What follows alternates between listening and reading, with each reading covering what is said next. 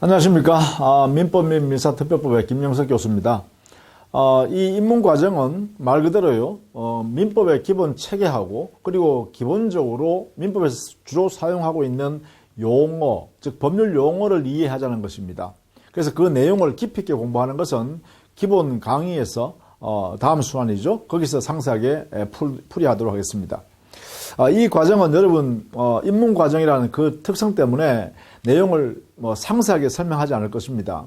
기본적으로 개념과 그리고 그 이 틀이 어떤 위치에 하고 있는가를 중심으로 정리하도록 하겠습니다. 자, 그렇게 이 과정을 이해해 주시고 쭉 한번 스크립한다 이렇게 생각해 주시면 좋겠습니다. 자, 우리는 입문과정이에요. 먼저 권리의 변동부터 우리 설명을 하고 있죠. 자, 이 권리 변동이라는 것은 기본적 개념은 그렇습니다. 이 권리 자체가 발생하고, 그 다음에 변경되고, 그리고 소멸되는 이 현상을 전부 통틀어서 우리는 권리 변동이라고 합니다. 권리의 발생, 변경, 소멸, 이 세 가지를 통틀어서 일컫는 것을 우리가 권리 변동이라고 해요. 그러면 이 권리의 변동의 모습은 이 발생의 모습, 변동의 모습, 소멸의 모습을 구체적으로 교재에 표로 만들어 놨죠. 자, 이 내용 중에서요, 가장 의미 있는 것은 이 발생입니다. 발생에서는 권리가 발생하면 권리 주체라는 사람이 권리를 취득하게 되잖아요. 그래서 이 발생이란 말은 다른 말로 쓰면 취득을 의미합니다. 취득. 그래서 이 취득의 모습이 원시 취득의 모습과 승계 취득의 모습이 있다라는 것이죠. 자, 이 개념은 꼭 알아두시는 게 좋겠다. 원시 취득이라는 것은 이 세상에서 처음으로 권리를 취득하는 것이기 때문에 내 앞에 사람, 그 사람에게 권리가 있냐 없냐 따지지 않고 지금 현재 내가 권리를 최초로 취득하는 것을 허용되는 제도, 이것을 원시 취득이라고 합니다.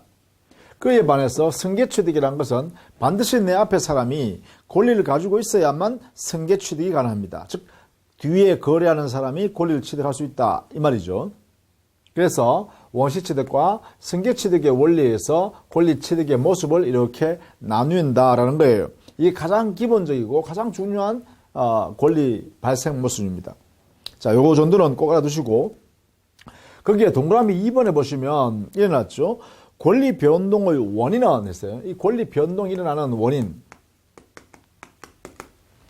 이 원인은 사람의 행위, 이것을 근거로 해서 일어나는 것이 가장 기본이죠. 이때 이 행위를 보통 우리는 법률 행위라고 한다.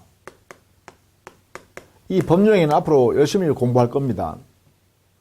계속 우리는 민법 총칙에서 법률 행위라는 내용을 배울 겁니다. 이 법률 행위. 이 법률행위를 이유로 해서 권리가 변동되는 것이 가장 중요한 요소입니다. 그 외에는 법률 규정에 의해서도 규정을 뒀기 때문에 권리 변동이 발생하는 경우도 있어요. 그래서 권리 변동의 원인은 크게 나누면 법률 행위와 법률 규정에 의해서 권리가 발생하기도 하고 변경하기도 하고 소멸하기도 한다. 이렇게 정리해 주시고, 그 원인 중에 가장 중요한 것은 물론 법률 행위입니다. 이거에 근거해서 권리가 변동한다. 즉 사람의 행위죠. 자, 그러면 법률 행위를 그러면 개념적으로 알아두셔야겠죠. 자, 법률 행위라는 개념은 뭐냐? 그게 큰 동그라미 2번이죠. 자, 여기에 첫 번째요. 법률 행위가 어떤 뜻이냐? 의란 말은 뜻, 이런 개념입니다. 법률행위란 법률 효과를 목적으로 하는 의사표시를 요소로 해서 만든 법률 요건이다. 이렇게 돼 있죠. 자, 이게 그 한 단어, 한 줄이 참 어렵습니다. 법률 효과. 이 법률 효과는 권리와 의무를 말합니다. 권리, 의무가 생기를 목적으로 하는, 이것을 의도해서 의사표시한다라는 것이죠. 의사표시가 요소로 들어가 있어야 돼요. 이 법률 행위가 만들어지기 위해서 행위 속에는 반드시 이렇게 의사표시가 들어있어야 한다. 이런 뜻이죠.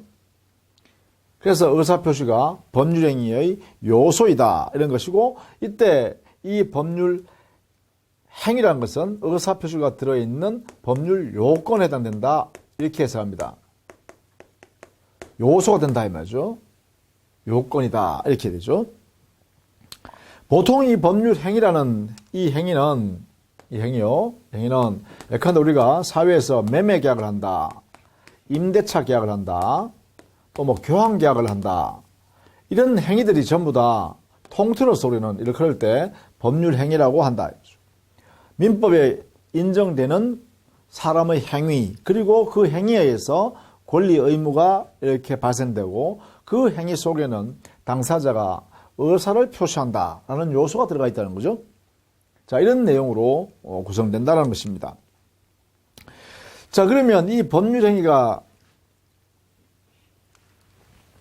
성립하기 위한 요건, 그리고 법률행위가 성립했다면 효력이 발생하기 위한 요건, 이것이 바로 법률행위의 요건이 되겠죠.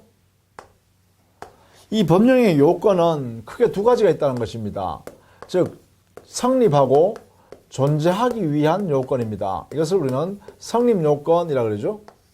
그래서 법률행위의 요건에는 첫 번째 성립요건이 있고요. 두 번째 성립요건을 갖추면 성립하게 되고, 성립했다면 효력이 발생해야 되고, 효력이 발생한다는 것은 권리 의무를 만들어낸다는 것인데, 이 효력이 발생하기 위해서 필요한 요건이 별도로 요구된다는 것입니다. 그래서 법령의 요건에는 성립요건과 효력요건, 이 효력요건은 결국은 법령행위가 유효가 되는 요건이죠. 따라서 유효요건이다 이렇게 표현할 수 있습니다. 그래서 법령의 요건에는 성립요건과 효력요건으로 나뉘고, 이것을 우리 민법에서 열심히 공부하게 됩니다. 자, 우리는 다음 페이지에 보시면 이러한 표를 만들어놨죠. 성립요건에 해당되는 요소들, 또 효력요건에 해당되는 요소들 이렇게 나눠놨죠. 예컨대 일반적 성립요건에는 당사자가 존재할 것, 목적이 존재할 것, 의사표시가 존재할 것 이랬죠. 예컨대 매매계약이라는 법률행위를 했다라고 하면, 자, 파는 사람, 매도인이 있어야 되죠. 이 사람이 있어야 됩니다. 두 번째 매수인이 있어야 되죠. 을이라는 사람이 있어야 된다, 그죠? 그리고 이 두 사람이, 이 사람은 팔 의도가 있어야 되죠. 의도. 이것을 우리는 목적이라고 합니다. 그리고 매수인은 살 의도가 있어야 되죠. 이게 목적이라고 합니다. 목적. 그 다음에요, 이 목적을 외부에 드러내는 행위를 우리는 의사표시행위라고 그래요. 그래서 갑과 을은 서로 팔래 내한테, 그리고 이거 팔겠다라고 하는 이러한 의사를 서로 간에 표시해야 되죠. 이렇게 표시하니까 매매라는 이 법률행위가, 그렇죠? 매매라는 법률행위가 만들어지더라 이 말이죠. 매매라는 법률행위가 만들어지더라. 그럼 여기에서 우리는 만들어지기 위한 요건, 즉 매매가 성립하여 존재하기 위한 요건이 뭘까? 존재하기 위한 요건, 그러면 뭐예요? 사람인 당사자 있어야 되죠? 사람, 당사자가 있어야 합니다. 당사자. 그 다음에 그 사람이 뭐예요? 의도, 목적을 가져야 되죠? 목적이 있어야 됩니다. 의도, 목적. 그 다음에 반드시 그 의도를 머릿속에, 마음속에 가지고만 있어서는 안 되잖아요. 반드시 표시해야 되죠. 그래서 그 의도를 외부에 상대방한테 표시하는 행위, 이것을 우리는 의사표시라고 하죠. 이 세 가지가 갖추어져야만 성립하게 되죠. 그래서 이게 일반적 성립요건에서 당사자 존재, 목적 존재, 그리고 의사표시의 존재, 이 세 가지 있죠. 자, 이러한 매매계약을 만들기 위해서 필요한 요건을 우리는 성립요건이라 한다. 자, 그러면 만들어진 매매계약이 당사자 사이에 유효가 되기 위해서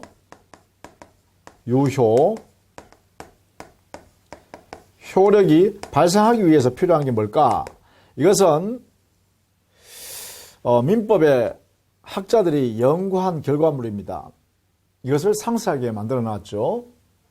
그게 뭐냐면 이 당사자라는 사람은 반드시 능력이 있어야 합니다.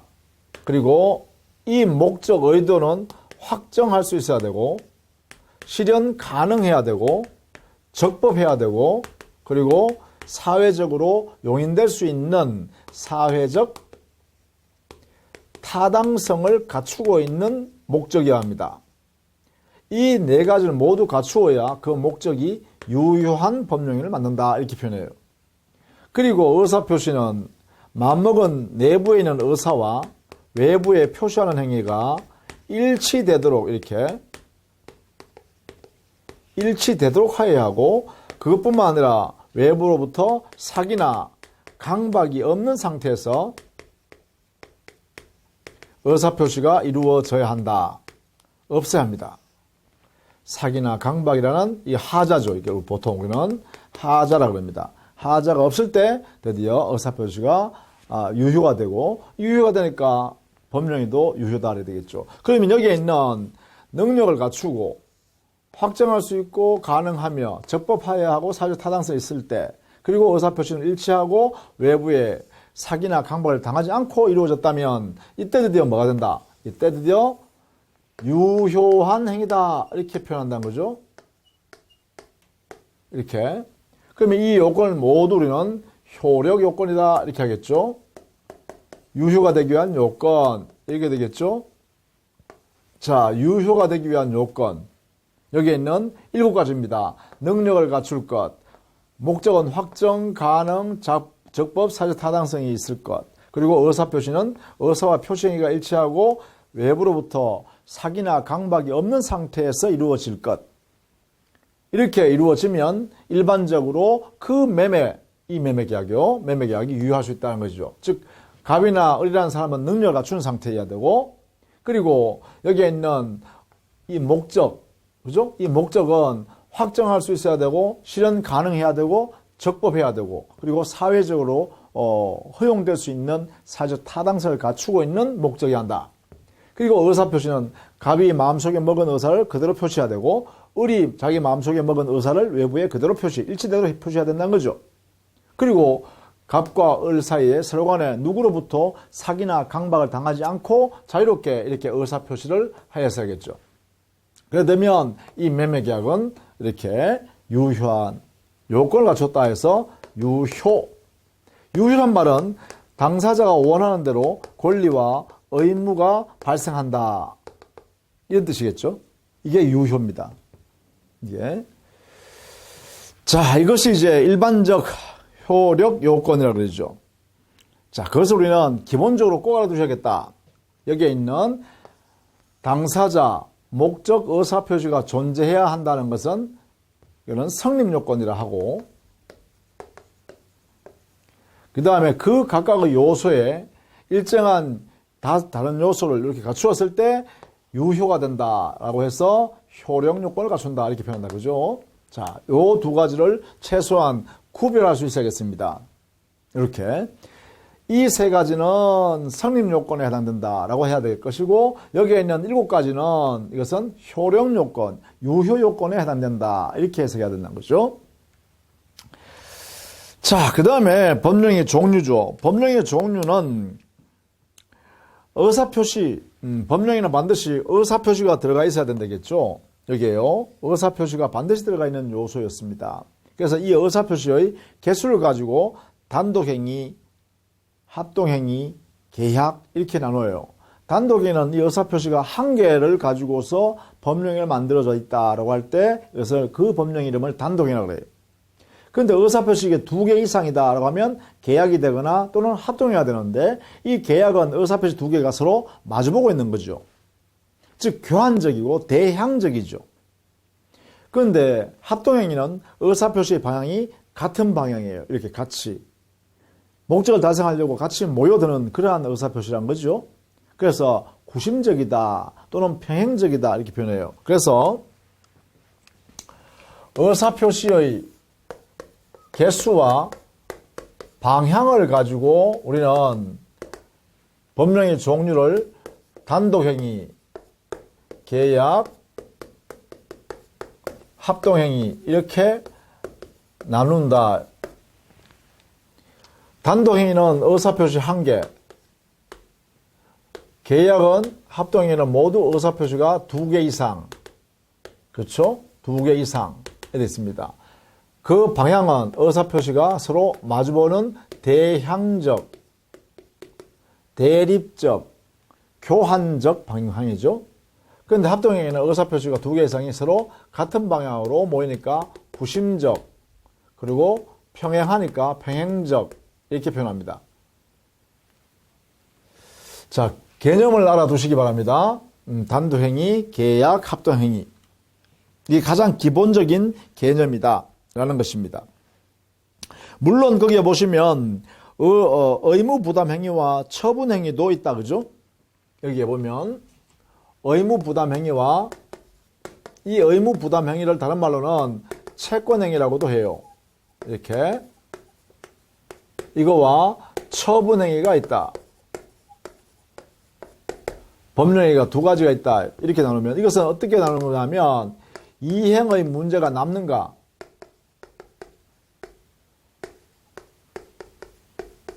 이걸 가지고 물어요.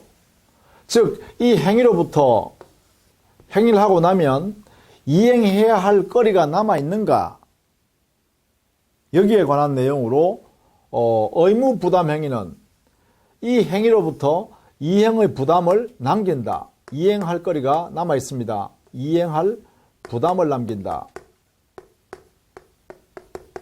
그런데 이게 처분행위에서는 종국적으로 권리 변동이 일어났기 때문에 여기는 이행의 문제가 남지 않는다라는 것입니다. 이런 면에서 두 가지 개념을 이렇게 나눕니다. 그러면 예컨대 이 의무부담행위인 채권행위는 어떤 게 있느냐? 여기는 매매, 교환한다든가 뭐 임대차 계약을 한다든가 이건 전부 다 채권, 즉 의무부담을 남기는 행위다라는 것이에요. 그러면 여기에는 처분행위 어떤 게 있는가? 소유권을 양도한다든가 지상권을 설정한다든가 전세권을 설정한다든가 저당권을 설정한다든가 아니면 채권 자체를 양도한다든가 특허권을 양도한다든가 이런 것들이 전부 다 여기에 처분행위에 들어갑니다. 왜냐하면 전국적으로 이 행위를 하게 되면 양도 설정 행위를 하게 되면 전국적으로 여기 있는 소유권, 지상권, 전세권, 저당권 그리고 채권, 특허권이 상대방한테로 완전히 넘어가기 때문에 그렇습니다. 전국적으로 권리가 변동이 되기 때문에 그렇습니다. 그래서 이렇게 개념적으로 나눈다라는 것이죠. 자, 이렇게 요 정도는 여러분이 여기서 알아두자 이런 얘기죠. 그 다음에 이러한 법령위를 해석한다라는 말이 있다, 그죠? 그게 양갈로 4번에 보시면 법률행위 해석이라고 했는데, 자, 앞으로요, 이 법률행위라고 할 때 이 행위만 써도 법률행위를 지칭합니다. 행위의 해석. 이 해석이란 말의 의미가 뭘까라는 것입니다. 자, 거기에 동그라미 1번을 잘 한번 보시죠.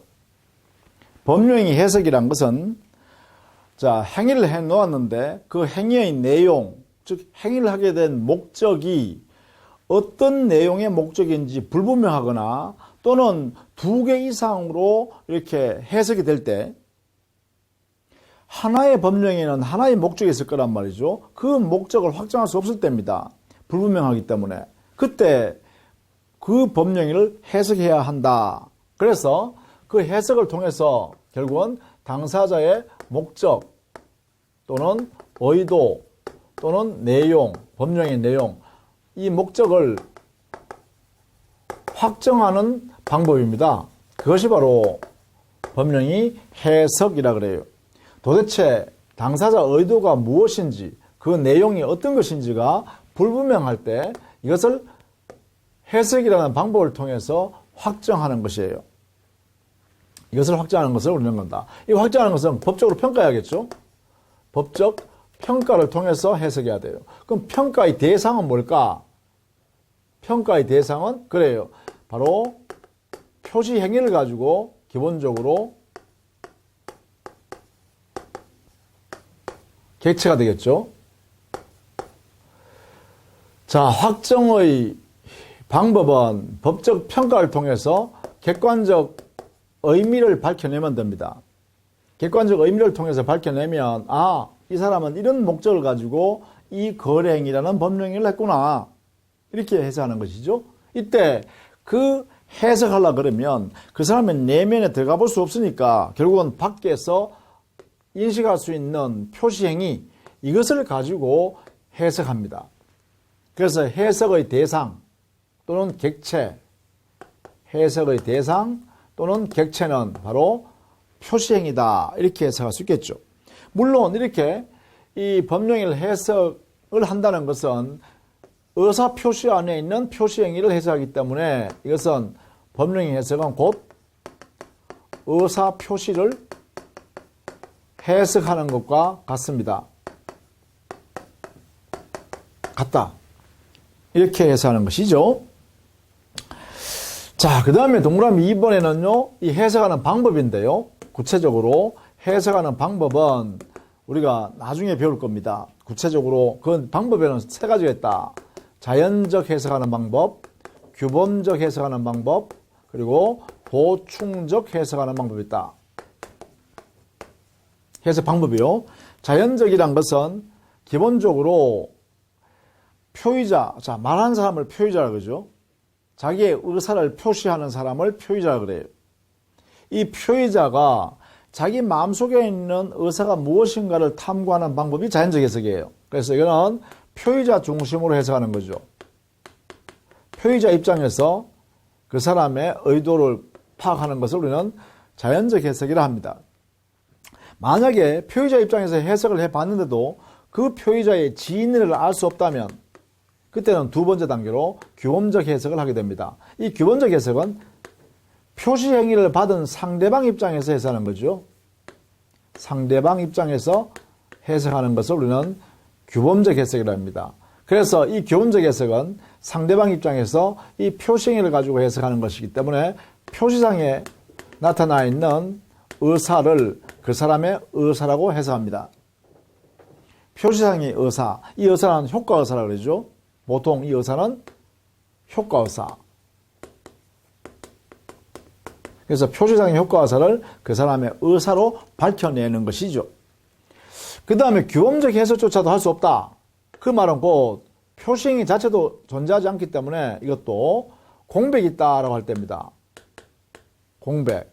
공백이 존재하면 여기는 틈이 생긴 거죠. 이 틈을 한자 용어로는 간극이라 그래요.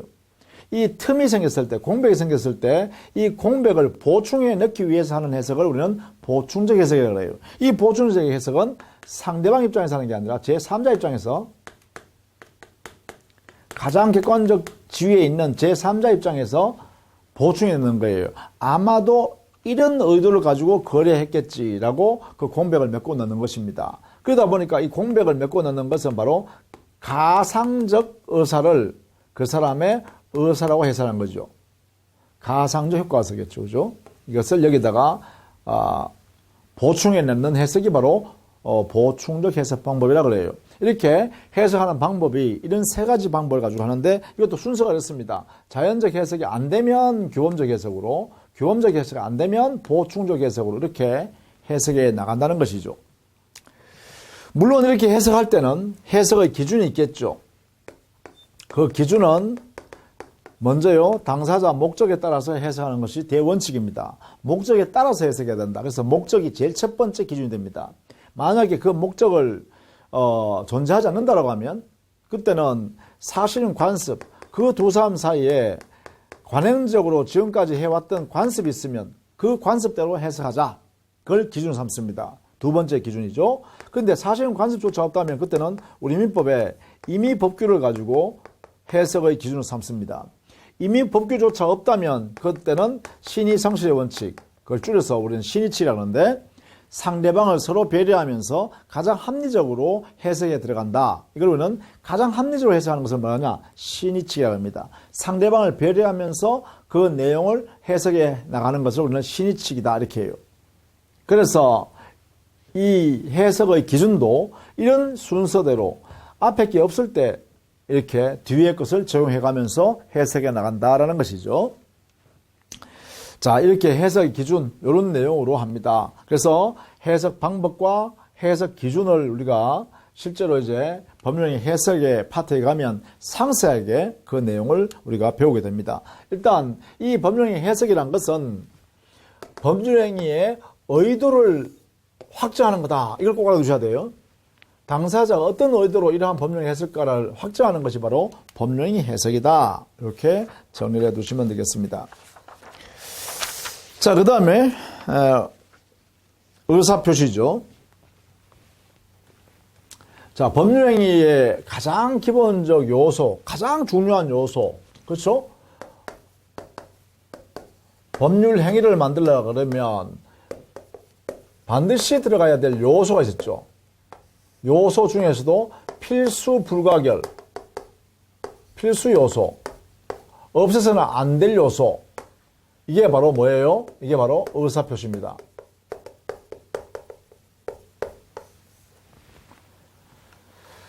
자, 그래서 의사표시란 것은 자, 뜻. 어떤 뜻이냐? 의사표시란 것은 말하는 표의자가 자기가 하고자 하는 의도가 있을 거 아닙니까? 거래하고자 하는 의도가 있을 거예요. 그 의도를, 그걸 효과의도라 그래요. 효과의사라 그래요. 법률 효과의사. 그 의사를 결심한 다음에, 이게요, 이 의사랑 요 의사, 이것은 효과의사를 결심하여 이것을 외부에 표시하는 것이죠. 자, 여기 효과의사라는 것은 권리와 의무 관계를 만들어내려는 의사를 결심하여 외부에다가 표시행위, 즉 표시행위를 하는 것입니다. 그래서 효과의사를 결심해서 외부에 표시하는 이 전 과정을 우리는 의사표시라고 한다, 이런 얘기예요. 이렇게요. 그러면 이 의사표시가 반드시 유효가 되어야, 그래야 법률행위가 유효가 되죠. 왜냐하면 가장 중요한 핵심이기 때문에 이 법률행위가 유효가 되기 위해서는 이게 유효다, 권리 의무로 만들어놨다, 즉 권리와 의무가 발생했다라고 인정하려고 그러면 이 의사표시가 반드시 유효한 의사표시여야 합니다. 그래야 유효한 법률행위를 만든다. 그러면 이 유효 요건은 우리는 앞에서 잠깐 봤죠. 즉 맘먹은 의사하고 외부에 표시하는 행위가 일치되도록 해야 된다. 그리고 일치만 가지고 되는 게 아니라 또 뭐 있었어요? 하자가 없어야 되죠. 사기도 강박도 당하지 않았어야 되죠. 이렇게 됐죠. 이 두 가지를 갖추어야, 그래야 유효하다 그랬습니다. 의사표시가 일치하고 사기강박이 없는 상태로 이루어졌을 때 이게 바로 의사표시의 유효요건입니다. 자, 우리 교재는 2번에 있죠. 의사표시 효력 유효요건 해가지고요. 자, 그러면 이렇게 이 내용을 모두 갖추었다면 정상적인 의사표시예요. 정상적인 의사표시를 하게 되면 그때는 그 의사표시는 유효이다, 이 되겠죠. 즉 권리와 의무 관계를 만들 수 있다, 이 되겠죠. 근데 이 중에 만약에 어느 한 개라도 일치하지 않거나 또는 강박이 있는 경우 있으면 이때는 어떻게 될까요? 이때는 비정상적인 의사표시가 되고, 비정상적인 의사표시라면 유효가 될 수가 없겠죠. 유효가 될 수 없으면 이때는요, 결국은 무효가 되거나, 우리 민법에서는요, 무효가 되거나 또는 취소 사유가 됩니다. 이렇게요. 자, 이것이 이제 우리 민법의 모습이에요. 당의 의사표시가 유효가 되기 위한 요건은 의사표시가 일치되어야 합니다. 그리고 사기강박이 없어야 합니다. 이렇게 해요. 그죠? 일치되어야 하고 없어야 합니다. 그래야 정상적인 의사표시가 되어서 유효한 의사표시가 되고, 유효한 의사표시가 되면 그러면 유효한 법률행위를 하게 되겠죠. 근데 만약에 비정상적인 의사표시가 되면, 다른 말로 하면 의사 표시가 일치하지 않거나 또는 사기 강박이 있는 경우가 되어버리면 이때는 비정상적 의사표시가 되어서 그 의사표시는 유효가 될 수가 없다. 따라서 유효가 되지 않으면 우리 민법상 의사표시 효과는 무효가 되거나 취소 사유가 된다. 이렇게 정리해 두셔야 됐습니다. 정리해 두셔야 돼요. 그러면 우리는 의사표시가 일치하지 않는 경우는 어떤 모습이 있는가? 민법에 이렇게 되겠죠? 의사와 표시행위가 일치하지 아니한 경우의 의사표시. 자, 이런 경우의 종류 또는 유형, 이것을 우리 민법이 정해놨습니다. 그것이 여러분 우리 교재는 거기에 큰 동그라미 3번이죠. 의사와 표시행위가 불일치하는 경우 해놨죠. 여기에는 우리 민법은 지인이 아닌 의사를 표시한 경우. 두 번째요, 통정하여 허위로 의사를 표시한 경우죠. 세 번째는 착오에 의하여 의사를 표시한 경우요. 이 세 가지가 바로 의사 표시가 불일치하는 상태에서 이루어진 의사 표시입니다. 지인이 아닌 의사 표시는 표의자가 의사 표시가 불일치한다는 사실을 표의자가 알면서 하는 것이죠. 통정의 표시, 통정이라는 것은 이 의사 표시가 불일치한다는 사실을 표의자만 아는 것이 아니라 표의자와 거래 상대방, 표의자와 거래하는 상대방이요, 상대방 사이에 합의가 이루어진 거죠. 양해가 이루어진 거예요.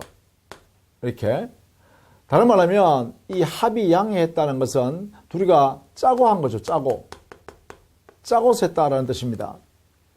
이런 경우를 우리는 통정 허위 표시라고 합니다.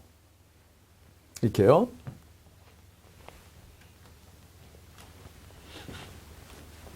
또 착오에 의한 의사 표시는 뭐냐? 이것은요, 표의자가 이 의사 표시가 불일치한다는 사실을 모르고 하는 거죠. 모르고 있다. 자, 여기는 알면서 하는 것을 지인이 아닌 의사 표시라고 했습니다. 알면서 하는 거. 그 다음 모르고 하는 것은 착오에 의한 의사 표시였습니다. 그리고 표의자가 알 뿐만 아니라 상대방과 둘이가 짜고서 의사 표시를 다르게 한다는 걸 서로 만들었다. 그는 가짜로 만든 거죠. 그래서 합의하에, 상대방의 양해하에 짜고서 둘이가 그 통정, 내통해서 만든 허위의 표시를 했다. 이렇게 되겠죠.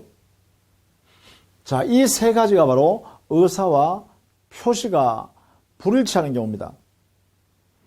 여기에 대해서 각각 우리 민법은 여기는 107조에서 규정을 두고 있고, 여기는 108조에서 규정을 두고 있고, 여기는 109조에서 규정을 두고 있더라, 이 말입니다. 이렇게 해요. 이 규정에서 어떻게 조정하면, 그러면 도대체 이 표시행위가 유효냐 무효냐, 아니면 취소할 수 있는 거냐, 이렇게 물어봤어요. 그렇더니만 107조에서요, 지인이 아닌 의사 표시의 경우 그 표시 행위는 표의자, 이 사람을 알면서 했기 때문에 이 사람을 보호할 필요가 없다. 그러니까 이런 사실을 모르고 거래한 상대방을 보호할 필요가 있으니까 이 표시한 대로 효력이 발생한다. 그래서 표시대로 효력이 발생한다. 유효. 이렇게 했어요. 원칙적으로요. 상대방을 보호할 필요가 없으니까요. 그렇죠? 이에 대해서요, 통정 허위 표시였다. 표의자와 상대방이 서로 내통해서 짜고서 만들었다 라고 하면 이 108조에서는요, 상대방을 보호할 필요 없죠. 왜? 상대방이 거기에 동참해서 가짜인 표시행위를 하고 있다는 것을 알고 서로 합의해서 했잖아요. 그렇다면 상대방을 보호할 필요가 없으니까 해서는 무효로 취급한다. 표시행위에 효력을 줄 필요가 없다는 거죠. 여기에. 그 다음에 착오에 의한 의사표시는 표의자가 모르고 했잖아요. 그리고 상대방도 그런 사실을 알 수가 없죠. 당연히요. 그러니 이때는 상대방도 보호할 필요가 있고 표의자, 말한 사람도 보호할 필요가 있죠. 그래서 우리 민법은 여기서 109조에서요. 일정한 요건 안에서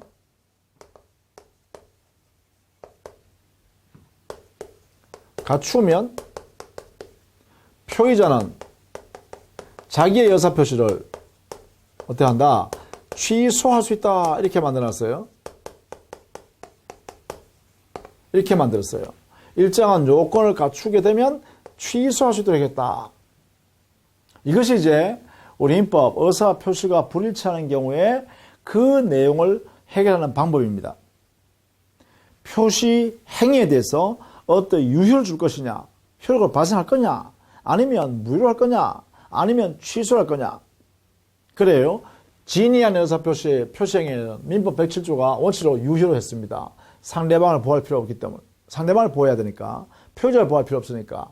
그러나 통정의표시는 상대방과 내통해서 상대방도 거기에 동참해서 만들었으니까 상대방을 보호할 필요 없죠. 그랬을 때는 그 표시행위는 무효로 취급해버립니다. 착오의 의사표시일 때는요, 양 당사자 표의자도 잘 모르고 있고 상대방도 모르고 했다라고 하면 이때는 양 당사자 모두를 보호할 필요가 있는데 그러다 보니까 우리 법에서는 109조에서요. 일정한 요건 아래서만 표의자는 취소할 수 있다. 이렇게 만들어놨다. 이때 우리는 이 유효, 무효, 취소라는 이 원칙을 우리는 효과라고 합니다. 비진의한 의사표시 효과는 원칙적 유효다. 표시한 대로. 통정 허위 표시한 경우는 그 표시는 무효다. 원칙. 그 다음에 착오에 의한 의사표시의 경우에는 표의자가 일정한 요건을 갖추었다면 취소할 수 있도록 하겠다. 이렇게 한 거죠. 자, 이런 내용으로 정리하도록 하고 있습니다. 자, 그 다음에요. 하자 있는 의사표시죠. 자, 큰 동그라미 4번에요. 하자 있는 사기나 강박을 당한 이런 거죠.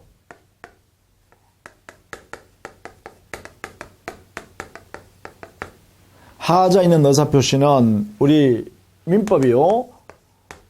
110조에서요. 이 표시행위에 대해서 표의자를 보호하는 방법을 표의자는 취소할 수 있다. 이렇게 만들어놨습니다. 취소할 수 있도록 해놨습니다. 사기를 당했거나 강박을 당해서 타인에게 의사표시한 사람은 사기 강박 때문에 의사표시했기 때문에 온전하게 그 효과를 완전하게 줄 수 없다. 그래서 표의자는 취소할 수 있도록 해주자 라는 것입니다. 물론 우리는 여기에 취소란 말의 의미는 취소, 이것은 취소하기 전에는 일단 유효 행위로 존재합니다. 일단 유효한 행위로 존재해요. 그것을 취소한다라고 이 취소권을 의사를 표시하면 취소의 의사를 취소한다는 의사를 표시하게 되면 이때는 유효한 행위가 처음부터 무효 행위였던 것을 이렇게 간주해버리죠. 본다. 이걸로 확정해버리는 것이죠. 이렇게요. 그래서 유효한 행위가 무효한 행위로 뒤바뀌어버려요. 그것도 언제부터? 처음부터요. 이 처음부터 우리는 소급적으로 이렇게 표현합니다. 즉 거래행위 할 때부터 과거에 거래행위 했죠. 그때부터 무효인 것으로 이렇게 확정해버립니다. 이게 바로 취소라는 제도죠. 취소.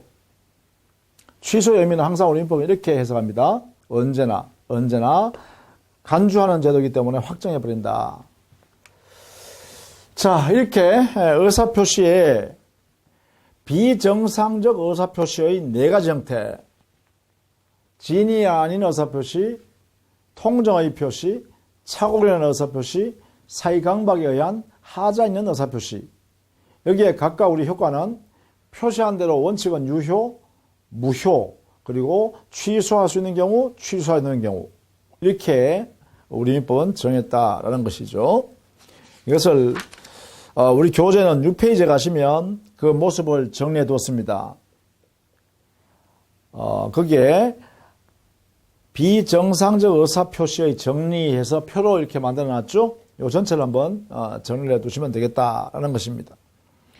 자, 그 다음에 당의 의사표시가 그러면 언제 효력이 발생하냐라는 원칙인데, 즉 상대방이 있는 의사표시를 했다라고 할 때 이 의사표시는 언제 상대방한테 효력이 발생할까? 그래서 여러분 효력 발생 시기에 관한 문제예요. 도대체 언제 효력이 발생하냐? 여기에 대해서는 우리 민법이 정해놨습니다. 원칙적으로. 그것이 111조의 원칙으로 이 상대방 의사표시를 받아야 할 상대방이죠. 그 상대방에게 도달하면 효력이 생긴다. 이렇게 해놨어요. 이걸 우리는 도달주의 원칙 이렇게 합니다. 우리 민법이 취한 원칙이죠. 도달의 의미는 상대방의 지배권에 이르러서 상대방이 알 수 있는 객관적 상태에 놓여 있으면 그때 도달을 본다는 거죠. 반드시 상대방이 알아야 하는 것은 아닙니다. 요지하여야 하는 것이 아닙니다. 완전히 알아야만 도달되는 것이 아니라 상대방이 알 수 있는 객관적 상태에 놓였을 때 도달로 인정한다. 그때 상대방한테 효력이 발생한다. 이렇게 하는 것이죠. 이게 이제 원칙이다.